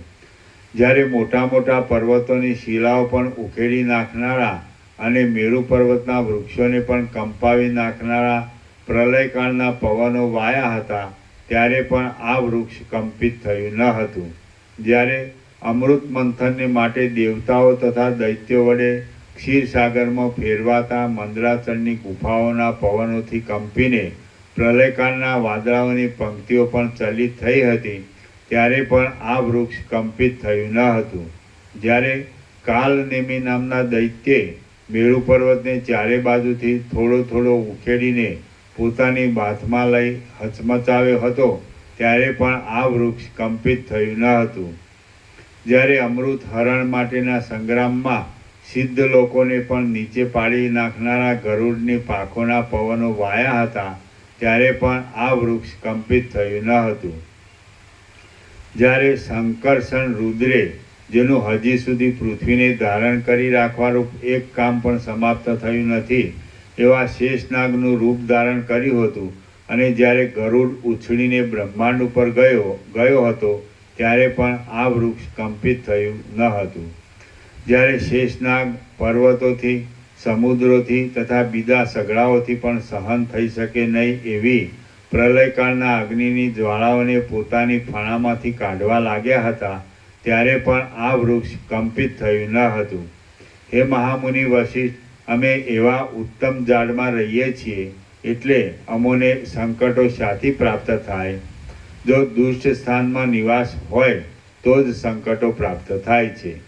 વશિષ્ઠ બોલ્યા, હે કાકભૂષુમ, પ્રલયના સમયમાં ઉત્પાદ સંબંધી પવનો વાય છે, અને ચંદ્ર, નક્ષત્રો તથા સૂર્ય પણ પડવા લાગે છે, ત્યારે તમે કેમ સ્વસ્થ રહી શકો છો? ભૂષુંડ બોલ્યો, જ્યારે કલ્પને અંતે જગતની સ્થિતિનો સઘળો વ્યવહાર નાશ પામે છે, ત્યારે હું જેમ કૃતજ્ઞ માણસ સારા મિત્રને છોડી દે, તેમ આ માળો ત્યજી દઈને વાસનાઓથી રહિત થયેલા મનની જેમ સઘળી કલ્પનાઓથી રહિત અને સઘળા અંગોની ચેષ્ટાઓ ત્યજી દઈને આકાશમાં જ રહું છું. જ્યારે પર્વતોને પણ તાપથી ફાડી નાખીને ટુકડે ટુકડા કરી નાખનારા બારે સૂર્યો તપે છે, ત્યારે ધીર બુદ્ધિવાળો હું વરુણ સંબંધી ધારણા કૌંસમાં જે જળનો દેવ વરુણ છે તે જ હું એમ ચિત્તમાં જે ધારણ કરવું તે વરુણ સંબંધી ધારણા કહેવાય છે. ને બાંધીને વરુણ સંબંધી ધારણાને બાંધીને રહું છું. જ્યારે પર્વતોને ટુકડે ટુકડા રૂપ કરી નાખનારા પ્રલય સંબંધી પવનો વાય છે, ત્યારે હું જ પર્વત છું એવી ચિત્તમાં ધારણા બાંધીને આકાશમાં નિશ્ચળ થઈને રહું છું. જ્યારે મેરુ વગેરે પણ ગળી જતાં સઘળું જગત એક સમુદ્રમય થઈ જાય છે, ત્યારે હું ચિત્તમાં વાયુની ધારણા બાંધીને નિશ્ચળ બુદ્ધિથી વાયુની જેમ આકાશમાં તર્યા કરું છું. હું સ્થૂળ તથા સૂક્ષ્મ સમષ્ટિના પરમ અવધિરૂપ કોઈ પણ સમયે વિકાર થાય નહીં તે પદને પ્રાપ્ત થઈને 24 તત્વોના અંતરૂપ નિર્મળ પદમાં સુષુપ્તિની જેમ એકરસપણાવાળી નિર્વિકલ્પ સમાધિથી રહું છું. જ્યારે બ્રહ્મા પાછા ઉત્પન્ન થઈને સૃષ્ટિ કરવા લાગે છે, ત્યારે વળી બ્રહ્માંડમાં પ્રવેશ કરીને હું આ માળામાં રહું છું. વશિષ્ઠ બોલ્યા, હે પક્ષીઓના રાજા, તમે ધારણાઓ કરીને જે રીતે કલ્પાંતોમાં અખંડિત રહો છો, તે રીતે બીજા યોગીઓ કેમ રહેતા નથી? ભૂષુંડ બોલ્યો, હે મહામુનિ, મારે આ પ્રમાણે જ રહેવું અને બીજાઓએ બીજા પ્રકારોથી જ રહેવું એવો જે પ્રબળ પ્રારબ્ધને અનુસરનારો ઈશ્વરનો નિયમ છે, તેનું કોઈથી પણ ઉલ્લંઘન કરી શકાય એમ નથી. જે અવશ્ય થવાનું હોય તેનું માપ કોઈ રીતે બુદ્ધિથી કરી શકાતું જ નથી. પ્રારબ્ધની ગતિથી જેમ થવાનું હોય તે તેમ જ થાય છે એવો ઈશ્વરના નિયમનો નિશ્ચય છે. પ્રારબ્ધના મૂળરૂપ મારો જે સંકલ્પ છે તેને લીધે જ પ્રત્યેક કલ્પમાં વારંવાર આ પર્વતના શિખરમાં આ ઝાડ આ રીતે પ્રકટ થાય છે. વશિષ્ઠ બોલ્યા, તમે વિદેહ મુક્તિ પર્યંત લાંબા આયુષવાળા છો, જૂના વૃત્તાંતોને કહી સંભળાવવામાં સર્વોત્તમ છો, જ્ઞાન તથા વિજ્ઞાનવાળા છો, ધીર છો અને યોગને લગતી મનની ગતિવાળા છો. તમે અનેક પ્રકારોની ઘણી સૃષ્ટિઓની ઉથલપાથલો જોઈ છે, માટે હું પૂછું છું કે આ જગતની રચનામાં તમને કયા કયા આશ્ચર્યનું સ્મરણ છે? ભૂષુંડ બોલ્યો, હે મહામુનિ, નીચેની આ પૃથ્વી, શિલાઓ, વૃક્ષો, પર્વતો અને વનોના સમૂહોથી પણ રહિત હતી અને તેમાં ખડ કે લતાઓ પણ ઉત્પન્ન થયા નહોતા તેનું મને સ્મરણ છે. નીચેની આ પૃથ્વી 11,000 વર્ષ સુધી ઝીણી ભસ્મના સમૂહથી ભરપૂર હતી તેનું મને સ્મરણ છે. નીચેની આ પૃથ્વી જેમાં જે ઉપર સૂર્ય ઉત્પન્ન થયો ન હતો, ચંદ્રનું મંડળ ઉત્પન્ન થયું ન હતું અને દિવસના પ્રકાશનો વિભાગ પણ થયો ન હતો એવી તે હતી તેનું પણ મને સ્મરણ છે. આ પૃથ્વી મેરુ પર્વતના રત્નમય ભાગોના પ્રકાશોથી અર્ધ ભાગમાં પ્રકાશવાળી હતી અને તેથી લોકાલોક પર્વત જેવી લાગતી હતી અને કોઈ સ્થળમાં પ્રકાશતા પર્વતોવાળી પણ હતી તેનું પણ મને સ્મરણ છે. દૈત્યનો સંગ્રામ વૃદ્ધિ પામ્યો તે સમયમાં આ પૃથ્વી મધ્યમાં ક્ષીણ થતી હતી અને નાસી જવા લાગેલા લોકોથી ચારે બાજુ વ્યાપ્ત થઈ હતી તેનું પણ મને સ્મરણ છે. મદોન્મત્ત દૈત્યોએ 4 યુગ સુધી દબાવીને આ પૃથ્વીને પોતાના અંતઃપુર જેવી કરી મૂકી હતી તેનું પણ મને સ્મરણ છે. આ જગતરૂપી ઝૂંપડી મેરુ પર્વત સિવાય અનુક્રમે સમુદ્રના જળોથી સઘળા પ્રદેશોથી ઢંકાઈ ગઈ હતી અને તેમાં બ્રહ્મા, વિષ્ણુ તથા રુદ્ર એ ત્રણ દેવતાઓ જ અવશેષ રહ્યા હતા તેનું પણ મને સ્મરણ છે. બીજા 2 યુગ સુધી આ પૃથ્વી જંગલના વૃક્ષોથી ચારે બાજુ ઢંકાઈ ગઈ હતી અને તેમાં બીજા કોઈપણ પદાર્થની રચના થયેલી જોવામાં આવતી ન હતી તેનું પણ મને સ્મરણ છે. એ રીતે જ આ પૃથ્વી 4.25 યુગ સુધી ઘાટા પર્વતોથી ઘેરાયેલી હતી અને તેમાં લોકોની હરફર થતી ન હતી તેનું પણ મને સ્મરણ છે. આ પૃથ્વી 10,000 વર્ષ સુધી મરણ પામેલા દૈત્યોના હાડકાના પહાડોથી ચારે તરફ અત્યંત વ્યાપ્ત હતી તેનું પણ મને સ્મરણ છે. પૃથ્વી અંધકારમય હતી તથા વૃક્ષોથી પણ રહિત હતી અને આકાશમાંથી પણ વિમાનોમાં બેસીને ફરનારા સઘળા દેવતાઓ બીકથી છુપાઈ ગયા હતા તેનું પણ મને સ્મરણ છે. જ્યારે વિંધ્ય નામનો મોટો પર્વત મેરુની સ્પર્ધાથી મસ્ત થયો હતો ત્યારે દક્ષિણ દિશા અગસ્ત્ય મુનિથી રહિત હતી અને આ જગતરૂપી ઝૂંપડી વિંધ્યાચળથી વ્યાપ્ત હોવાને લીધે એક પર્વતવાળી જણાતી હતી તેનું પણ મને સ્મરણ છે. ઉપર કહેલા વૃત્તાંતોનું એ ઉપરાંત પણ બીજા ઘણા વૃત્તાંતોનું મને સ્મરણ છે. હવે વધુ કહેવાનું કંઈ પ્રયોજન નથી માટે સંક્ષેપમાં સાર કહું છું તે સાંભળો. હે વશિષ્ઠ મુનિ, ભારે પ્રભાવવાળા અસંખ્ય મનુઓ પણ સેંકડો વાર જતા રહ્યા અને યુગોની ચોકડીઓ પણ સેંકડો વાર વીતી ગઈ તેનું પણ મને સ્મરણ છે. કોઈ સૃષ્ટિ એક જ હતી, શુદ્ધ હતી અને પુરુષો તથા દેવો વગેરેથી પણ રહિત હતી અને સઘળા સૂર્યાદિ પ્રકાશક પદાર્થોનો સમૂહ પણ સમષ્ટિ સ્વરૂપ હતો તેનું પણ મને સ્મરણ છે. કોઈ એક સૃષ્ટિમાં સઘળા બ્રાહ્મણો મદિરાપાન કરતા હતા, શૂદ્રો દેવોની નિંદા કરતા હતા અને જે સ્ત્રીઓ ઘણા પતિઓ કરે તે જ સ્ત્રીઓ સતી કહેવાતી હતી તેનું પણ મને સ્મરણ છે. કોઈ એક સૃષ્ટિમાં સઘળું પૃથ્વીનું પીઠ વૃક્ષોથી જ વ્યાપ્ત હતું, મહાસાગરો મુદ્દલ હતા જ નહીં અને માણસો પણ સ્ત્રી પુરુષોના સંગ વિના પોતાની મેળે જ ઉત્પન્ન થતા હતા તેનું પણ મને સ્મરણ છે. કોઈ એક સૃષ્ટિમાં પર્વતો પણ ન હતા, પૃથ્વી પણ ન હતી, દેવતાઓ તથા મનુષ્યો આકાશમાં જ રહેતા હતા અને ચંદ્રનો કે સૂર્યનો પ્રકાશ જ ન હતો તેનું પણ મને સ્મરણ છે. કોઈ સૃષ્ટિમાં ઇન્દ્ર પણ ન હતો, રાજાઓ પણ ન હતા, ઉત્તમ, મધ્યમ તથા કનિષ્ઠ વિભાગો પણ ન હતા અને સઘળી દિશાઓ ચારે બાજુ અંધકારથી જ ભરપૂર હતી તેનું પણ મને સ્મરણ છે. સૃષ્ટિના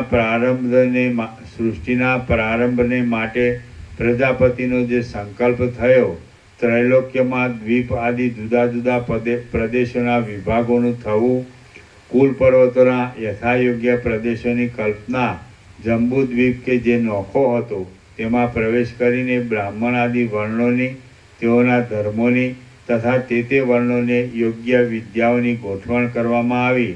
તે ચંદ્ર તથા સૂર્ય આદિનો જન્મ થયો. તે ઇન્દ્ર તથા ઉપેન્દ્ર કૌંસમાં વામન વગેરેની વ્યવસ્થા થઈ. તે હિરણાક્ષે પૃથ્વીનું હરણ કર્યું હતું. તે વરાહ પૃથ્વીને પાતાળમાંથી બહાર લાવ્યા. તે દેવો, દાનવો તથા મનુષ્યો વગેરે જાતિઓમાં રાજાઓની કલ્પના થઈ. તે વિષ્ણુ મત્સ્ય અવતાર ધારણ કરીને વેદોને પાછા લાવ્યા. તે મંદરાચળ ઉખેડવામાં આવ્યો. તે અમૃતને માટે ક્ષીરસાગરનું મંથન થયું. તે ગરુડને પાંખો ન આવી હતી. તે અને સમુદ્ર ઉત્પન્ન થયા ઇત્યાદિ વૃત્તાંતો તો હમણાં થોડા કાળમાં થયા છે.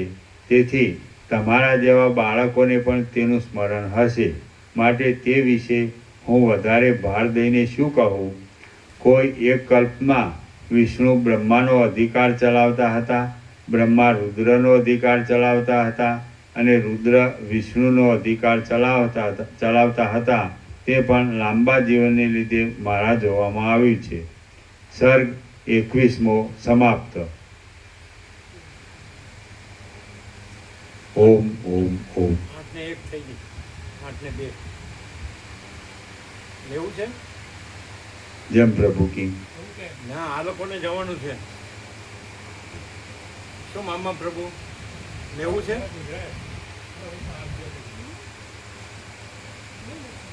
લેવું છે? એક સર્ગ લઈ લો. સર્ગ 22મો. એક પછી એક એમ અનેક સૃષ્ટિઓ થયા કરે છે તેનું વર્ણન. આ 22મા સર્ગમાં વશિષ્ઠના 8 જન્મો, સમ તથા અર્ધસમ સૃષ્ટિઓ અને ક્ષીરસાગરનું મંથન ઇત્યાદિ વૃત્તાંતો કે ભૂષુંડના જોવામાં આવેલા છે તેઓનું વર્ણન આપવામાં આવશે.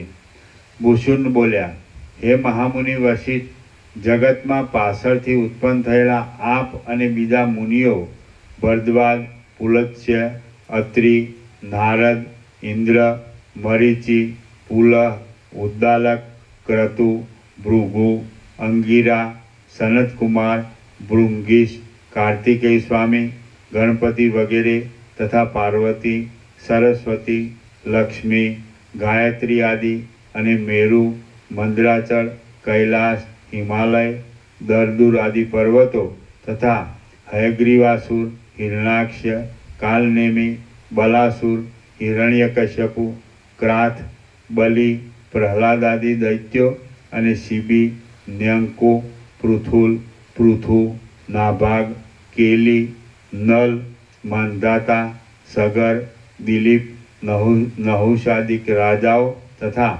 આત્રેય, વ્યાસ મુનિ, વાલ્મીકી મુનિ, શુકદેવ, વાત્સાયન મુનિ, ઉપમન્યુ મુનિ, મણિ મુનિ, મંકી મુનિ, ભગીરથ રાજા અને શુક મુનિ વગેરે કે જેઓમાં કેટલાકની ઉત્પત્તિને થોડો જ કાળ વીત્યો છે તથા કેટલાકની ઉત્પત્તિને કંઈક વધારે કાળ થયો છે, તેઓના સ્મરણનું અને હાલતા તાજા વૃત્તાંતોનું સ્મરણ તો શું જ કહેવું. હે વશિષ્ઠ મુનિ, તમે કે જે બ્રહ્માના પુત્ર છો તેમના 8 જન્મોનું મને બરાબર સ્મરણ છે. આ 8મા જન્મમાં તમે મારી સાથે મળ્યા છો. તમે કોઈ સમયે આકાશમાંથી જન્મ્યા હતા, કોઈ સમયે જળમાંથી જન્મ્યા હતા, કોઈ સમયે વાયુમાંથી જન્મ્યા હતા, કોઈ સમયે પર્વતમાંથી જન્મ્યા હતા અને કોઈ સમયે અગ્નિમાંથી પણ જન્મ્યા હતા. આ સૃષ્ટિના જેવા જ આચારવાળી અને આ સૃષ્ટિના જેવી દિશાઓની ગોઠવણવાળી પૂર્વે 3 સૃષ્ટિઓ થઈ હતી તેનું પણ મને સ્મરણ છે. જેઓમાં આચારો, રચનાઓ, પૃથ્વી, દેવો તથા કાળ એ સગળા એક સરખા જ હતા અને તે દેવો વગેરેની પદવીઓ વગેરેનો પણ કોઈ અસુરો વગેરેથી કશો ફેરફાર થયો ન હતો એવી 10 સૃષ્ટિઓ થઈ ગઈ છે તેનું પણ મને સ્મરણ છે. 5 સૃષ્ટિઓમાં જળમાં ડૂબી ગયેલી પૃથ્વીને વરાહે નહીં પણ કચ્છપે જ 5 વાર સમુદ્રમાંથી બહાર કાઢી હતી. હે વશિષ્ઠ મુનિ, જેમ અમૃતને માટે મંદરાચળ ખેંચવાના વેગથી દેવો તથા દૈત્યો અત્યંત વ્યાકુળ થઈ ગયા હતા, એવા સમુદ્ર મંથનો પૂર્વકલ્પોમાં 11 થઈ ગયા અને આ કલ્પમાં 12મી વારનું થયું તેનું પણ મને સ્મરણ છે. જેણે દેવતાઓની પાસેથી કર લીધા હતા એવો હિરણાક્ષ નામનો દૈત્ય સઘળો ઔષધિઓવાળી તથા સઘળા રસોવાળી પૃથ્વીને 3 વાર પાતાળમાં લઈ ગયો હતો.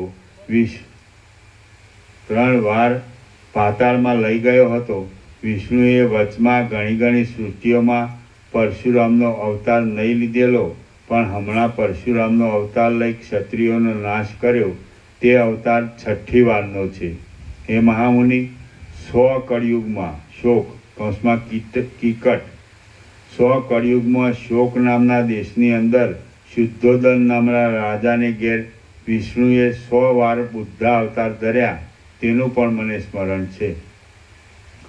સદાશિવે 30 વાર ત્રિપુરનો દાહ કર્યો, 2 વાર દક્ષના યજ્ઞનો ભંગ કર્યો અને 10 વાર ઇન્દ્રને પદભ્રષ્ટ કરીને ગુફામાં પૂરી મૂક્યો તેનું પણ મને સ્મરણ છે.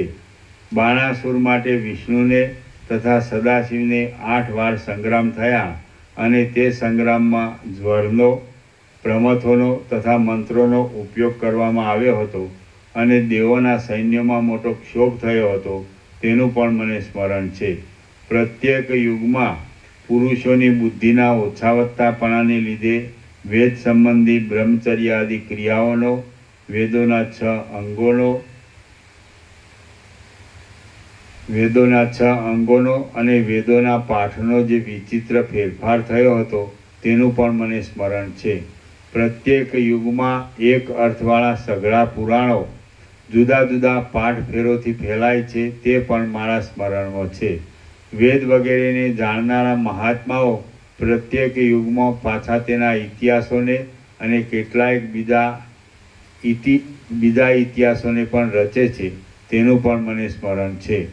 મોટા આશ્ચર્યવાળો મહારામાયણ નામનો ઇતિહાસ કે જે જ્ઞાનશાસ્ત્ર છે અને લાખ શ્લોકના પ્રમાણોનો છે તેની રચનાનું પણ મને સ્મરણ છે. રામની પેઠે નીતિથી જ વર્તવું પણ રાવણની પેઠે અનીતિથી વર્તવું નહીં એવી રીતની યોગ્ય મતિને આપનાર ઉપદેશ સહેલાઈથી જેમાં આપવામાં આવ્યો છે એ રામાયણ નામનો ગ્રંથ વાલ્મીકી મુનિએ રચેલો છે તેનું પણ મને સ્મરણ છે. વાલ્મીકી હવે પછી પણ 32,000 શ્લોકના એક યોગવાસિષ્ઠ નામના ગ્રંથને બનાવશે કે જેને હું ત્રિકાળદર્શીપણાને લીધે જાણું છું અને તમે પણ કેટલાક કાળ પછી એ ગ્રંથને પ્રકટ થતો જાણશો. વાલ્મીકી નામના એના એ જીવે અથવા કોઈ એ જ નામના બીજા જીવે પ્રત્યેક કલ્પમાં કરવામાં આવતો એ યોગવાસિષ્ઠ નામનો ગ્રંથ પરંપરાના નાશને લીધે હાલ ભૂલી જવાયો છે તે હવે 12મી વાર રચવામાં આવશે. એની જ કક્ષાનો બીજો પૂર્વના વ્યાસે કરેલો ભારત નામનો ગ્રંથ કે જે હાલ લોકોથી ભૂલાઈ ગયો છે તેનું પણ મને સ્મરણ છે. એ ભૂલાઈ ગયેલા ભારત નામના ગ્રંથને વ્યાસ નામનો એનો એ જીવ અથવા એ જ નામનો બીજો કોઈ જીવ હવે 7મી વાર કરશે એ પણ હું જાણું છું. એ મહામુનિ, પ્રત્યેક યુગમાં વિચિત્ર ગોઠવણવાળા જે આખ્યાનો અને જે શાસ્ત્રો થઈ ગયા છે તે બધાનું મને સ્મરણ છે. પ્રત્યેક યુગમાં વારંવાર તેના તે થતા અને બીજા પણ થતા અનેક પદાર્થો મારા જોવામાં આવ્યા છે અને જે જોવામાં આવ્યા છે તેનું પણ મને સ્મરણ છે. વિષ્ણુ હવે રાક્ષસોનો વિનાશ કરવાને માટે રામ એ નામથી 11મી વાર અવતરશે એ મારા જાણવામાં છે. વિષ્ણુએ ઋષિનું રૂપ ધારણ કરીને જેમ સિંહ હાથીને મારે તેમ 3 વાર હિરણ્યકશ્યપુ નામના દૈત્યને માર્યો છે. હે મહામુનિ, પૃથ્વીનો ભાર ઉતારવાને માટે હવે વસુદેવ નામના યાદવને ઘેર વિષ્ણુનો 16મી વારનો અવતાર થવાનો છે. આ જગતરૂપ ભ્રાંતિ મુદ્દલ છે જ નહીં અને જો કદાચ છે તો જળમાં પરપોટાની જેમ પરમાત્મામાં રહેલો છે. જેમ ચપળ તરંગ જળની અંદર જ તરત ઉત્પન્ન થાય છે અને તરત લીન થાય છે તેમ આ અનિત્ય જગતરૂપ ભ્રાંતિ અનુભવરૂપ આત્મામાં જ તરત ઉત્પન્ન થાય છે અને તરત લીન થઈ જાય છે. ઘણા એક સરખી રચનાવાળા ત્રૈલોક્યો, ઘણા પરસ્પરથી વિષમ રચનાવાળા ત્રૈલોક્યો અને ઘણા પરસ્પરની સાથે અડધા મળતા આવે છે એવી રચનાવાળા ત્રૈલોક્યો પણ મને સાંભળે છે. કેટલાક પ્રાણીઓ તેના તે અને તેવા જ આચરણો કરનારા મને સાંભળે છે અને કેટલાક પ્રાણીઓ પૂર્વથી જુદા અને તેવા જ આચરણો કરનારા મને સાંભળે છે. હે વશિષ્ઠ મુનિ, પ્રત્યેક મન્વંતરમાં જગતનો ક્રમ બદલાઈ જતાં ગોઠવણ પણ બીજી રીતની થાય છે અને તેથી પૂર્વના સઘળા પરિચિત લોકો જતા રહેતા મારા મિત્રો પણ બીજા જ થાય છે, બંધુઓ પણ બીજા જ થાય છે, નોકરો પણ બીજા જ થાય છે અને રહેવાના સ્થાનો પણ બીજા જ થાય છે. કોઈ સમયે હું એકાંતમાં વિંધ્યાચલના જળવાળા પ્રદેશની અંદર માળો કરીને રહું છું, કોઈ સમયે સહ્યાદ્રીમાં રહું છું, કોઈ સમયે દર્દુરાચલમાં રહું છું, કોઈ સમયે હિમાલયમાં રહું છું, કોઈ સમયે મલ્યાચલમાં રહું છું અને કોઈ સમયે એની એ રચનાવાળો આ પર્વત થતાં આ કલ્પવૃક્ષની શાખામાં માળો બનાવીને રહું છું. હે મહામુનિ, ગણતા જેનો અંત જ આવતો નથી એવા કેટલાયક યુગો વીતી ગયા પછી આ વૃક્ષ પોતાના શરીરને ત્યજીને પાછું પૂર્વના જેવી શાખાઓની ગોઠવણથી ઉત્પન્ન થયું છે, માટે જૂનું થઈ ગયું નથી. આ વૃક્ષ એવી ને એવી ગોઠવણથી ઉત્પન્ન થયું છે અને મારા પિતા જીવતા હતા તે સમયમાં આ વૃક્ષની જેવી શોભા હતી તેવી જ શોભા આ કલ્પમાં પણ થઈ છે. તેથી હું પણ પૂર્વના જેવી જ ગોઠવણ કરીને અહીં રહ્યો છું. પૂર્વે અહીં ઉત્તર દિશા પણ ન હતી અને આ પર્વત પણ હતો નહીં. આ ઉત્તર દિશા બીજી થઈ છે અને આ પર્વત બીજો થયો છે. મેં એકલાએ જ આ એકના એક દેહથી બ્રહ્માની અનેક રાત્રિઓ વિતાવી છે. હું ધારણાઓ કરીને નિર્વિકલ્પ સમાધિમાં સ્થિર થયા પછી જાગતા ફરીવાર થયેલી આ સૃષ્ટિને જોઈને આ એનો એ મેરુ છે અને આ એનું એ વૃક્ષ છે એ પ્રમાણે ઓળખતા પરમ તત્વમાં જ આ સૃષ્ટિ રહી છે એમ જાણું છું. સૂર્યાદિકની ગતિઓ ઉપરથી અને નક્ષત્રોના ઉદય અને અસ્ત થવામાં તથા ફરવામાં નિયમિતપણાથી મેરુ પર્વત વગેરેની દિશાઓ ઓળખી શકાય છે. કોઈ સૃષ્ટિમાં મેરુ બીજી રીતે ઉત્પન્ન થતાં તેને લીધે દિશાઓ પણ બદલાઈ જાય છે. આમ થવાને લીધે હું માનું છું કે આ જગત સત્ય પણ નથી તેમ અસત્ય પણ નથી, પરંતુ કેવળ બુદ્ધિના ભ્રમરૂપ જ છે અને આત્માના સ્ફુરણના ચમત્કારનો વૈભવ જ આ જગત રૂપે દેખાય છે. સેંકડો પિતા પુત્રો, શત્રુ મિત્રો અને સ્ત્રી પુરુષો થઈ ગયેલા પણ મને સાંભળે છે. હે મુનીશ્વર, કળિયુગમાં સત્યયુગના આચારો, સત્યયુગમાં કળિયુગના આચારો તેમજ ત્રેતા અને દ્વાપર યુગમાં પણ બીજા યુગના આચારો થયેલા મને સાંભળે છે. કોઈ સમયમાં કેટલીક સૃષ્ટિઓ વેદોને કે વેદોના અર્થોને જોતી જ ન હતી, પોતાના મન ફાવે તેવા નિયમોથી વર્તતી હતી અને પ્રતિબંધ વિનાના આચરણો પણ કરતી હતી, તે પણ મને સાંભળે છે. બ્રહ્મા 1000 ચોકડીને અંતે સૂઈને યોગ નિદ્રાના બહાનાથી પરમાત્માના ધ્યાનમાં લાગે છે ત્યારે દેવતાઓ, દૈત્યો તથા મનુષ્યો સહિત આ જગત શૂન્ય જેવું થઈ જાય છે, તે પણ મને સાંભળે છે. 10 સૃષ્ટિઓ તો માનસિક રચનાઓવાળી જ હતી, સ્થૂળ પૃથ્વીમય શરીરોથી રહિત હતી અને વાયુમય ભૂતોથી જ વ્યાપ્ત હતી, તેઓનું પણ મને સ્મરણ છે. દેશોની વિચિત્ર પ્રકારની ગોઠવણોવાળી, વિચિત્ર કાર્યોમાં વ્યાકુળ થયેલા અનેક પ્રાણીઓથી ભરેલી અને જેઓમાં રચનાઓ, વિલાસો તથા વેશો વિચિત્ર હોય છે એવી બ્રહ્માના દિવસોમાં થયેલી સઘળી સૃષ્ટિઓ મને સાંભળે છે. શ્રી યોગ વાસિષ્ઠ મહારામાયણમાં નિર્વાણ પ્રકરણનો પૂર્વાર્ધનો ચિરંજીવિત વર્ણન નામનો સર્ગ 22મો સમાપ્ત. ઓમ ઓમ ઓમ. પ્રસાદ આપી દો. આજે પેલા લોકો નથી આવ્યા નહીં, પેલા કાયમ આવે છે, ભાવિક નથી આવ્યા. કીધું તું? અને પેલા બે રોજ આવવાનું કહેતા હતા ને?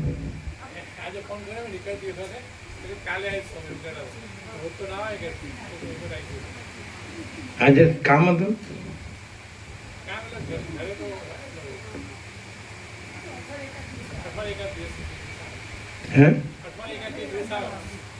અઠવાડિયામાં એક જ દિવસ એવું કીધું કીધું તું કાલે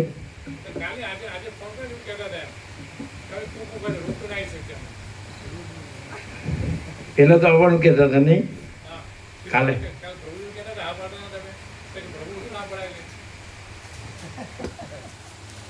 ના ન પડાય ના આવવાનું નહીં કોઈ જગ્યાએ ઓછી હોય ને પછી આ રમકડું રમકડું નાનું છે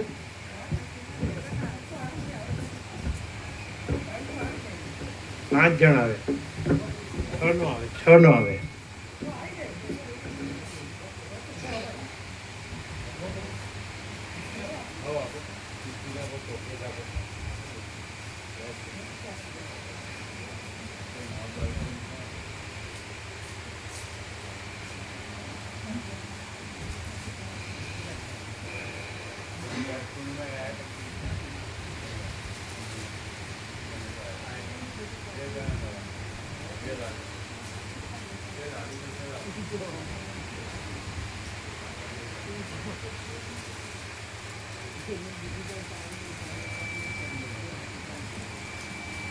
ઘરેથી જ ના પાડી હોય ઘરેથી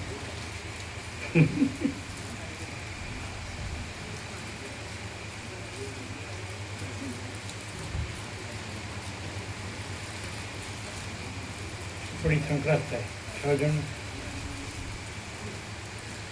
આગળ બેન પાછળ 3 જ બેસી શકે નહીં કેવી રીતે સંક્રાંત બરાબર નહીં સંક્રાંત નહીં વ્યવસ્થિત તો 5 જ ને તો વ્યવસ્થિત જ ગણાય સંક્રાંત નો ગણાય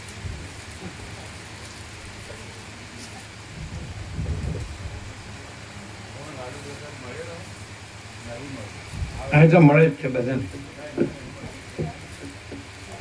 એ તો આવેલા ને પેલા મેવડા પ્રભુ જોડે આપેલો એ નહોતા આવ્યા વ્યાસ પૂર્ણિમાનો બાકી છે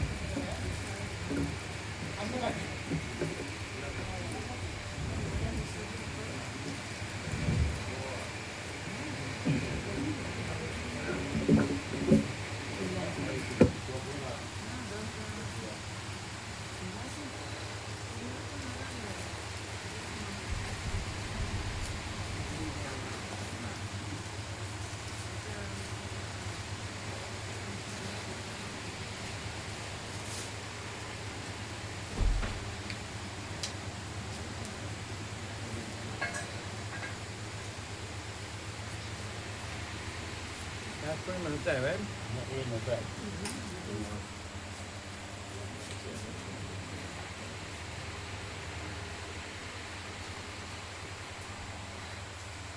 આપ્યો ને પ્રસાદ આપ્યો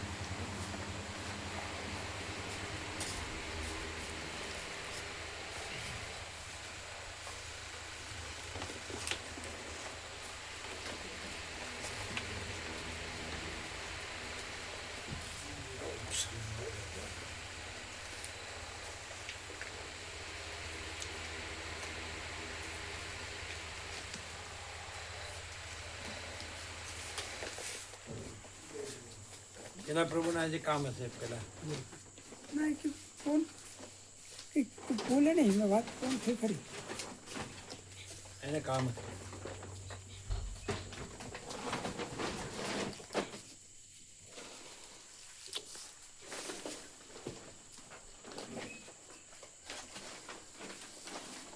આ પ્રભુ ક્યાંથી આવે છે નવા છે સામેત્રી અચ્છા અહીં ને પહેલી વાર ઘણી વાર આવ્યા છે સામેત્રી પહેલી વાર આવું છે આવે પ્રસાદ આપે લાડુ પ્રસાદ આપ્યો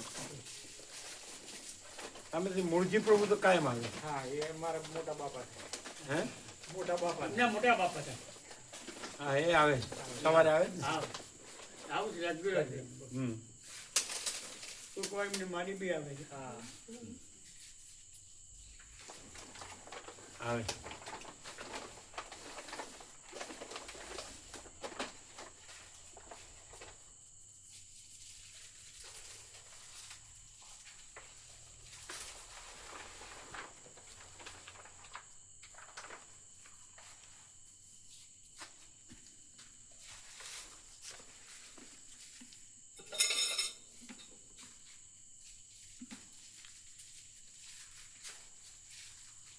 કેમ એનું મોટું કવર નથી હા